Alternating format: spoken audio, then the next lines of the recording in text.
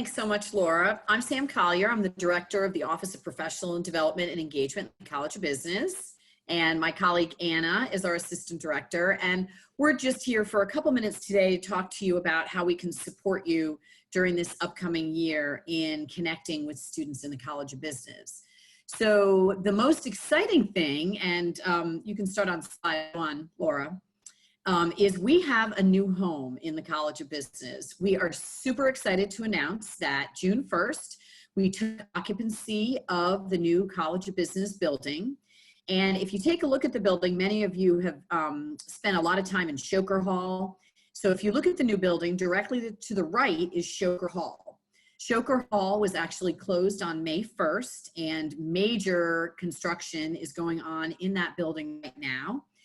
That building will open again in September of 2021, and our entire construction project will be complete.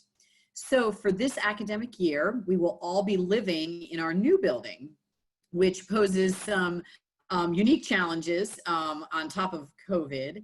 Our faculty members were scheduled to be on the 3rd and 4th floor of our new building in cubbies, in cubicles.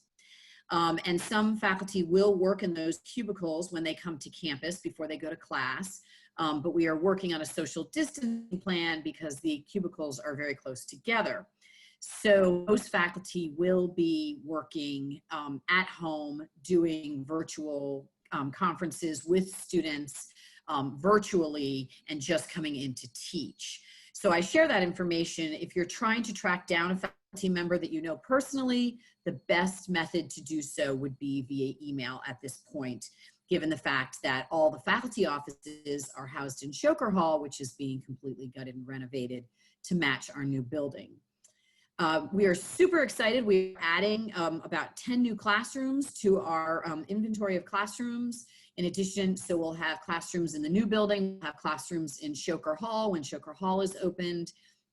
And one of the wonderful things about the new building is that we're going to be having more dedicated space for students to study, more dedicated space for small group work, and more space for you to be able to interact with our students on a more regular basis.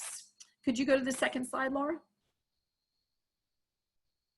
Thank you. So this is a view from Newman Lake. This is from across the lake, looking at the back side of the new building. On the lower level, you'll notice there's a little patio. It's a little small and hard to see, but there's a patio, and the whole lower level is a dining facility. This dining facility will provide it'll be a sandwich shop with sandwiches and bagels. It will be open all day and all evening. There's also a coffee shop down there. It would be a great place for you to informally meet with a student, or if you're connecting with a student on campus. There will be social distancing guidelines obviously in place in every building, and you heard a lot about that this morning from my colleagues in CAP. But there will be plenty of space for you to be able to visit with students there informally, and a place for you to eat without having to leave the building. So that's the back. If you could go to the next slide, please. So many of you know that we are nestled in between a couple dorms. In fact, Chandler Hall used to sit on the property that is now the new College of Business building. This is a view from Eagle Hall and Short Hall, Courtyard area. And so if you take a look, this is looking from the dormitory. There's a nice courtyard area where students will be able to sit outside if they wish, and just another great view of the building. If you could move to the next slide. The main lobby. This is the main lobby, and the picture does not do it justice. It's amazing. It's an amazing, great space. It's sort of like our living room entrance to the College of Business. There will be 2 entrances into the actual College of Business Learning Complex. There will be the entrance into this main lobby. You're looking at a side view. On the left-hand side will be is the entrance towards Bluestone Drive. There will also be an entrance into Shoker Hall, where the Shoker entrance currently is. And there will be also sort of a smaller little lobby in that particular area. There's plenty of seating, open seating for students and folks to congregate and sit casually and chat. There are plugs in all of the tables for laptops and just a lot of great space. In the far right corner, you can see a ticker. That is our new trading lab, where our students can use the Bloomberg terminals, and a lot of our finance courses will be in that particular space. If you could go to the next slide, please. So as I mentioned earlier, when we were looking at the back side of the building, that there's a dining space. It's the Smith Dining and Study Commons on the lower level. And as you can see, there's lots of, again, table space for students to eat and congregate. And it just blends in very beautifully with the rest of the building. The next slide. So these are the things that are kind of, these are two, one, that's very important to everyone on the call today, and two, a little sneak peek at some of our classroom space. So we'll talk about the classroom space first. So on the right-hand side is one of our CIS computer labs that will be used for classes where students all have to be on computers. This classroom, I think, sits 25 students. We have classes that will accommodate up to 100, up to 90 students in this building. And of course, our classrooms in Shoker, we had 2 classrooms there that seat 144 students. So the classroom sizes in Shoker will not change, but we're putting in all new furniture and flooring and wall covering and that sort of thing. So this is just an example of one of the spaces in the new building, that this specifically for CIS. Now, on the left-hand side of that photo is the employer recruiting space. So the employer recruiting space is actually a cutout of the lobby. It has a glass wall that opens up. So if you look on the left side of that corner, you can see a little glass against the wall. And that will be the space that recruiters can reserve to meet with, to greet students as they're coming in and out of the College of Business Learning Complex. So you can think of this as the replacement to that lobby bar that we had in the front lobby of Shoker. The thing that's great about this space is that, that you're a little bit protected from being like right in the hall, and you have a little bit more space to move around. The tables and chairs are movable. And this will be a great space for students to be able to interact with you. We did, when we initially did the tour with our employer relations team here at JMU, you are able to reserve that space for this fall if you are interested.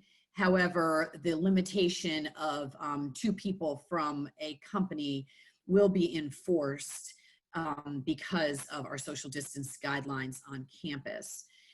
We do not know how many students are going to be coming in and out exactly of the building, because some of our classes will be online. About 20 to 25% of our faculty will be teaching courses online, and 75% will be doing a hybrid model. And this is specifically in the College of Business. Because of social distancing rules, we also had to move students to other buildings around campus, such as Burris Hall, Godwin Hall. I think we might even be using space in the Festival Conference Center because, again, class sizes had to match the social distancing guidelines. So having said that, while we are fine with having folks, which kind of gave me a still grab down about 2 years ago. I'm sorry, Shanita. Oh, thank you, Shanita. So while we welcome you to reserve that space, we also want you to understand that the traffic flow will probably be very minimal, given the fact that our classes are either hybrid or online.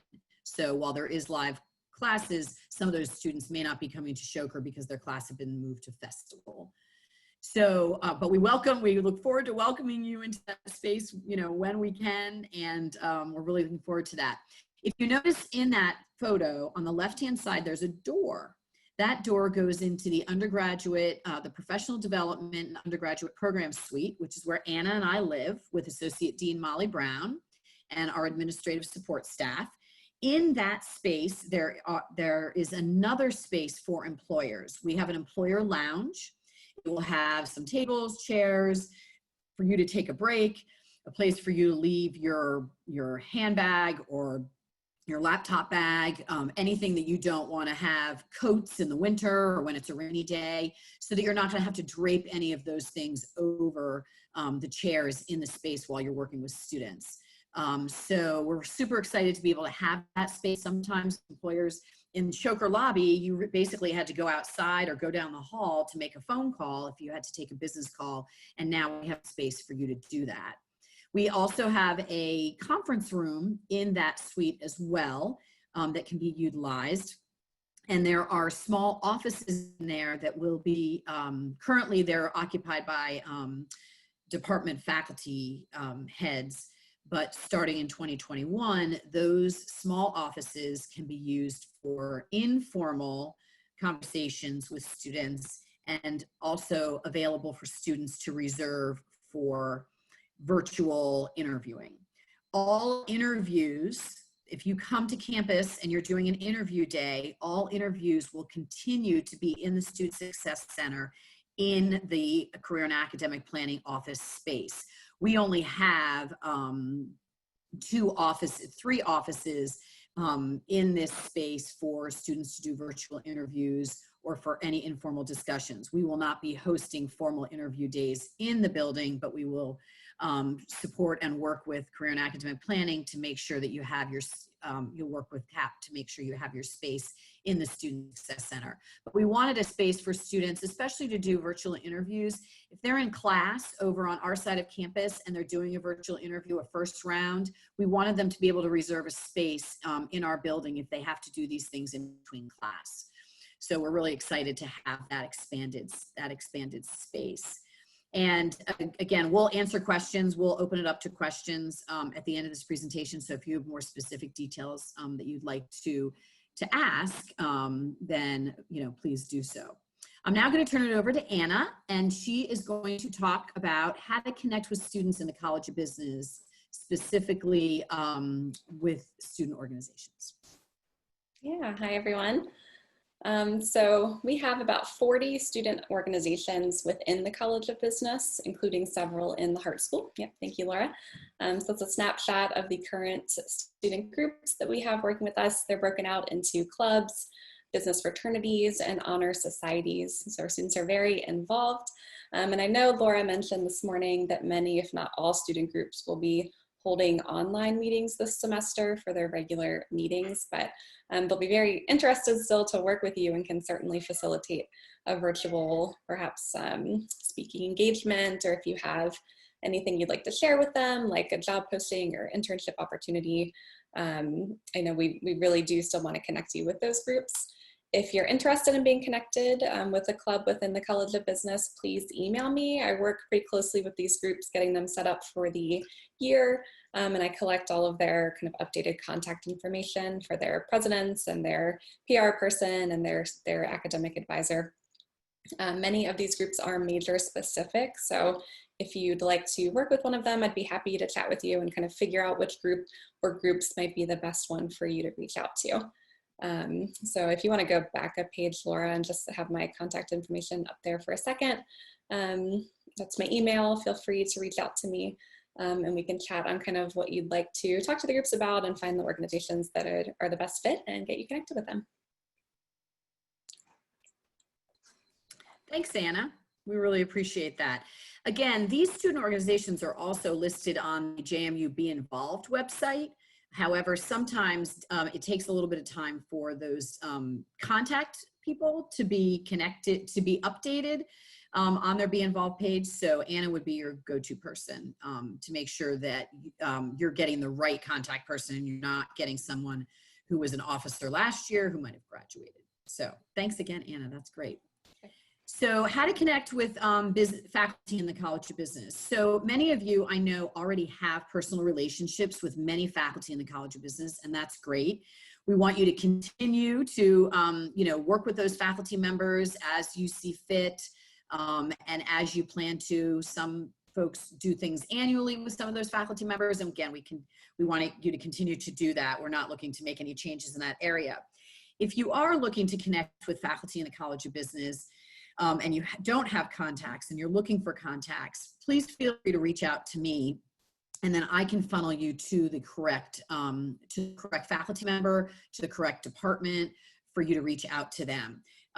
Typically, faculty members obviously have the final decision as to whether they invite guest speakers into their classrooms. And so what we'll do is we would refer you directly to a faculty member in a specific area, or we would refer you to the department head for that particular major, so that the department head can determine what course might be relevant to what you're trying to achieve. Because we have this hybrid in-person, partially, some students are going to be in person, some students are going to be online. There's a lot of movement right now in faculty syllabuses and how they're setting things up. So we'd appreciate you just be patient with us. And again, please do reach out to me and we can talk about it. We can't promise you that faculty will be willing to have a lot of guest speakers, given the fact that the faculty do have to make a lot of adjustments to their syllabus this year, and the flow is going to be a little bit different than it would be in a typical class. But there are always faculty who might welcome the opportunity and would be seeking a specific speaker on a topic area. And I would also recommend that faculty members, while they are very supportive of all of our employers and they want to help employers connect with students, the most valuable things for the faculty members is when they have guest speakers who actually can speak on content, and not just provide recruiting information, but actually be in synergy with the topic area that they're teaching. So please feel free to reach out to me. If you're already working with faculty members, that's wonderful. We want to be as accommodating as we can, and we just have to, be respectful of the fact that we know that their syllabus is going to be a little different this year, given all the different things that are going on. Laura, to the next slide. Marketing virtual events to students. So earlier this morning, someone asked if we were, we typically, the College of Business, specifically Beta Alpha Psi, our Academic Honor Society for Finance, Accounting, and CIS, typically hosts Meet the Firms. That event has been canceled for this year because we did not feel that it was safe to host that event live, and the decision was made that we would not do it virtually by the folks that run Beta Alpha Psi. So we want to help you make sure that you're connecting with the students that you want to connect with. So having said that, what we're going to do in the College of Business is that we are encouraging any employer who wants to recruit College of Business students to set up virtual events through Handshake. And using Handshake, and we already have some employers that have already done this.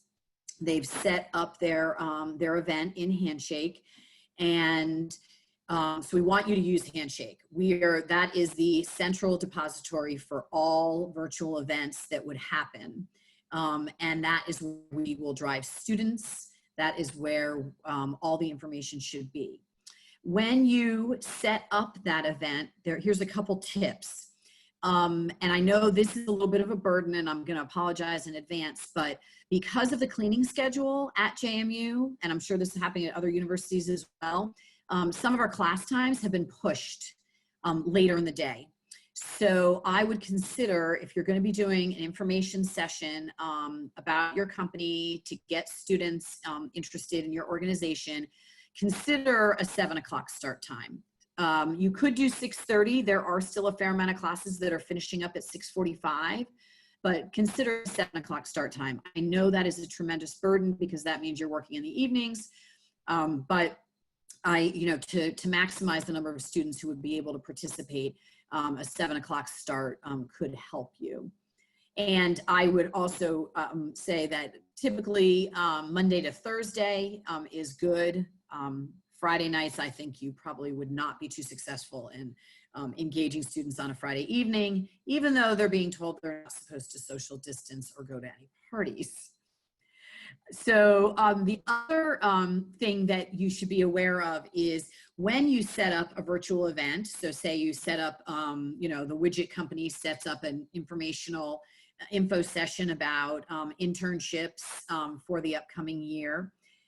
Please be very specific in your description about the types of majors that you would like, because we know that a lot of our employers don't just hire from one major. And be specific also about the class years that you want to include. If you want to include just juniors and seniors, if you want to include just freshmen and sophomores, if you've got something that's more targeted, please be clear about that in the description so that students, when they log into Handshake and they see your event, if they see that this opportunity is not, say, for marketing majors, say it's only for finance, CIS, and accounting, that a marketing major wouldn't hop on that call, hop into that meeting, because they know that the target is a different target of majors. So please be specific in that particular area so that you get the right types of students. So Danielle and Morgan and the team talked a lot about promotion. We encourage you and want you to use all the resources that CAP has in our promotion area. And if you, do you want to just click, Laura, on the link to your website? Thank you.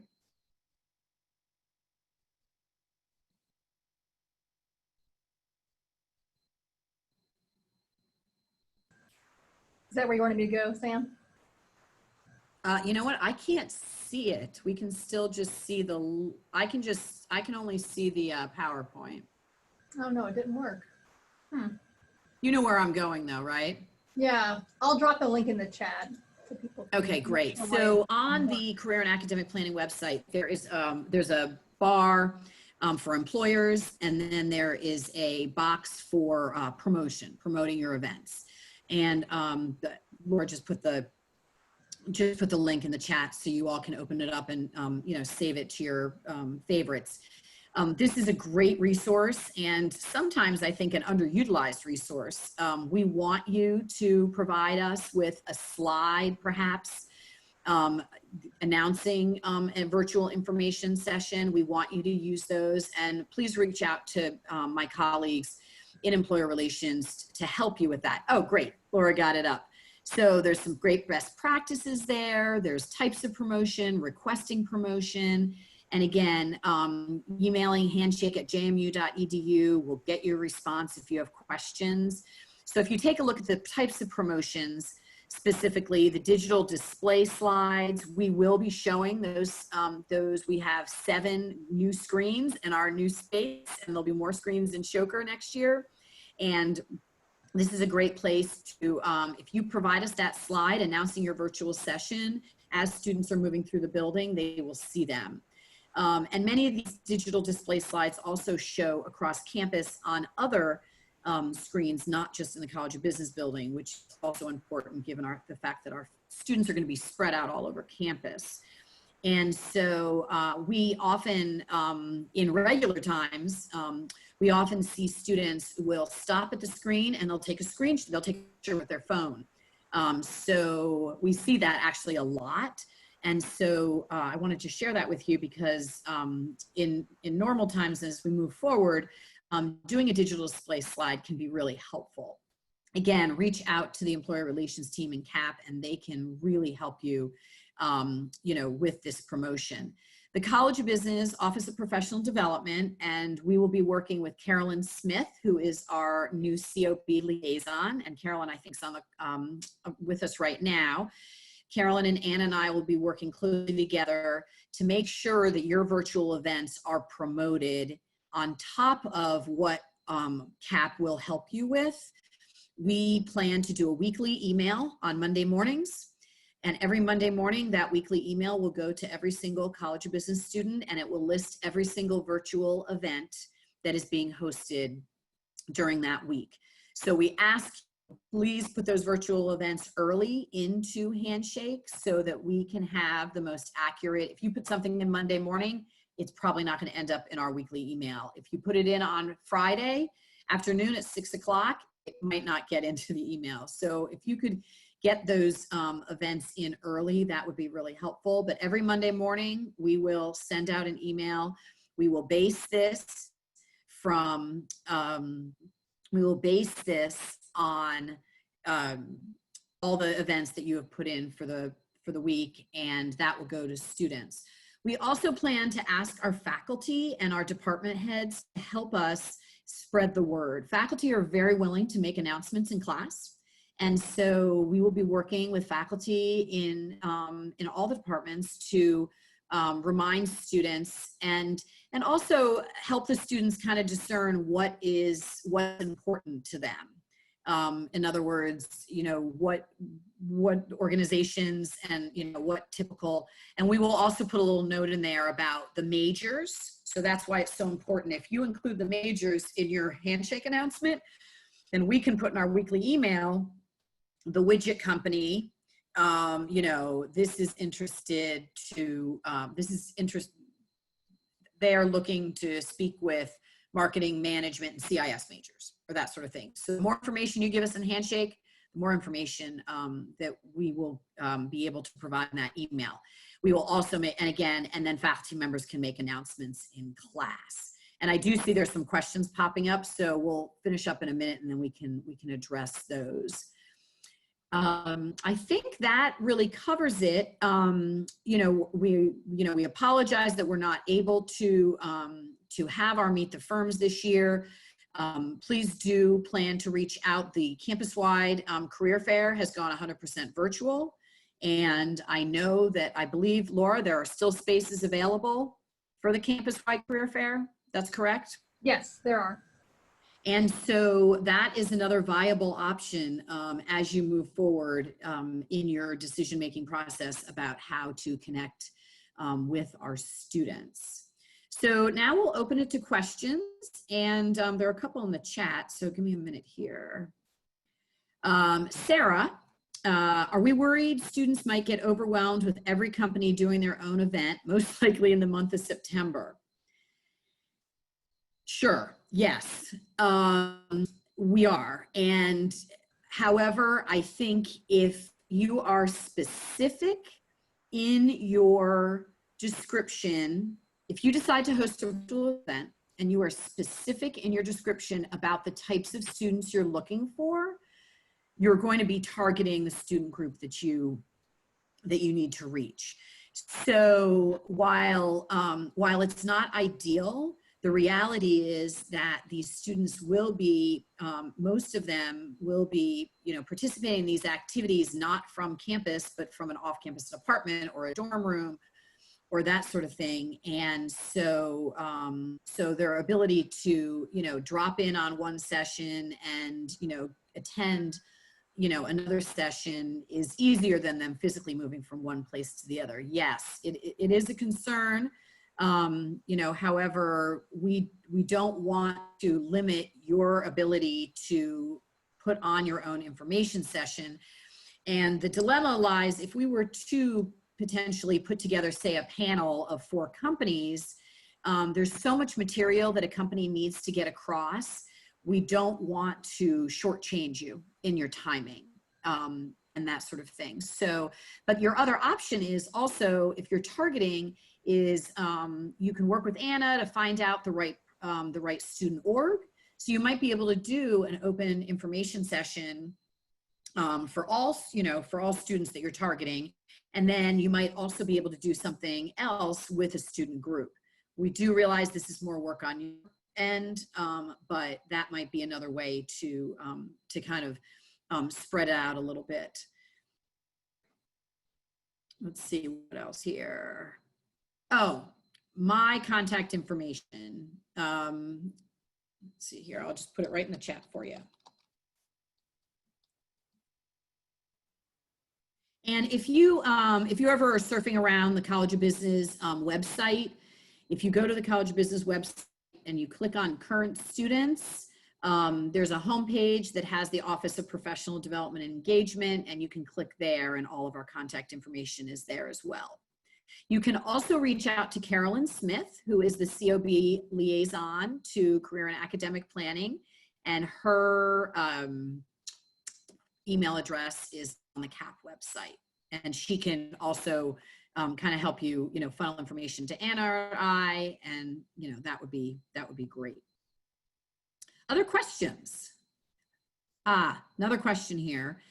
In order to overlap with, say, accounting student firms, would we be able to get a list of events that have been scheduled? So yeah, that's a great idea. I think what normally happens when you put events in Handshake and Previous, and Danielle, if you're on line here with us, maybe you can help us with this answer. Typically you were asked to put a first, second, and third request. I mean, a first, second, and third choice when you were reserving an info table, I think is this section. And so the question is, Danielle, is there a way that we could at least let an organization know that there's someone already doing something at, say, 7 o'clock on a Tuesday night on September 9th? Absolutely. You are correct, Sam. The way that we have it set up when you submit either a virtual or on-campus event request is that we ask some specific questions about your preference for your primary date versus alternate date. And then from there, what I'll do is I have a master schedule of all the things recruiting going on, not just events, but fairs and virtual and on-campus interviews, things like that. And I'll reach out and let you know if taking your second option would work best. Just as one example, we did have a company last semester who wanted to do a resume review date, and I reached out and explained that it fell the day after our department actually offered a resume review event, so that might not be the best timing. But we'll reach out. We won't let you schedule something that won't be successful like that. Danielle, thank you so much. Again, we don't want to pit two organizations on the same night. We wouldn't want to have, Apple Computer and Amazon, coming on the same night, for a random example, or, or Sprint or Verizon Wireless, or, two competing, having their virtual session at the same time. We want to help you and make sure that you have that you're able to have that time. Other questions? Oh, Carolyn put her email address in the chat, so feel free also to reach out to Carolyn, because she'll be a great help as well as we move through this ever-changing time. Any other questions that we can answer for you? We are really, really excited to welcome you into our new building. If you happen to be traveling down I-81 and you're on your way somewhere and you want to stop by, the building is open from 8 a.m. to 5 p.m. The doors are unlocked now. So you're welcome to come in and walk around. There is a skeleton staff that is on campus daily, but you are welcome to, if you happen to be driving by, please feel free to stop in. Laura, is there anything else that you think of that I haven't covered that might be helpful? I think y'all did a great job. I wanted to just address the question that Sarah had put in the chat from BDO about students being overwhelmed. I'm not sure if you were on the call earlier, Sam, when we talked about this, but there are going to be lots of virtual events going on, which we encourage you and welcome you to do those. But I know there are some smaller companies, or maybe just companies that just don't have the bandwidth to do that, and they want to partner with CAP or with somebody else, a different company even, to team up and offer a session with multiple companies. And I think that's a great idea. And I think those kind of sessions that have that students will be more apt to pick a session that's going to have like 3 or 4 companies, as opposed to going to 4 separate ones, just because they're so strapped for time. So we will be having a Wednesday, every Wednesday. We're pretty sure the time's going to be 3 o'clock. session with talking about different topics, such as like how to succeed at a virtual career fair, things like that. And we'd love to have some employer partners for those types of events. So we'll share information for students, and then employers can, you know, share their perspective. So if you're interested in partnering with any of those kinds of sessions, the last question on the survey you'll get tomorrow, if there's a place for you to indicate that. So we're always looking for more employers to partner with, and especially if you're a smaller firm or this whole virtual thing might be new for you. We're happy to have you partner with us if doing one on your own seems kind of scary and confusing. And we're also happy to help you if you want to do it on your own. We'll help you with that too. But I know for some people it's just like a kind of a big complicated thing. That's a great point, Laura. And again, having employers engaged in, you know, topic areas where students are really struggling, like how to be successful in a virtual interview or how to tweak your LinkedIn profile, those types of things. Those are really great and really important. The other thing I would caution you also is when you're thinking about your information session and Zoom fatigue, and I think we all have this, is think about how long you're going to present. You know, are you going to present for 15 minutes and then open to Q&A for 15 minutes? Are you going to present for 20 minutes, 10 minutes? Is an hour too long? You know, depending on your circumstances and the type of organization you are, you have to make that determination. And I think, at least I have seen anecdotally from the College of Business, most students, when they come into an information session, are going to probably use the chat to ask you questions. And so the one thing that I did learn earlier this summer is that if you do an information session, make sure that you have a couple people from your organization in the session so that somebody can be managing that chat box when you're talking. Because we had a couple of situations where we probably could have used an extra set of typing hands to help us with the chat box and making sure that all the questions were answered, because when the session ends, the chat box disappears. So the student can't go back and get that information. So, and encourage them, you know, to take pictures also of the, either of the group chat or take a picture of the screen if that's where the email address is. Sometimes you might have to prompt them a little bit and maybe give them some best practices on how to absorb the information they're giving you virtually. So any tips you can do to help our students in that capacity would be great.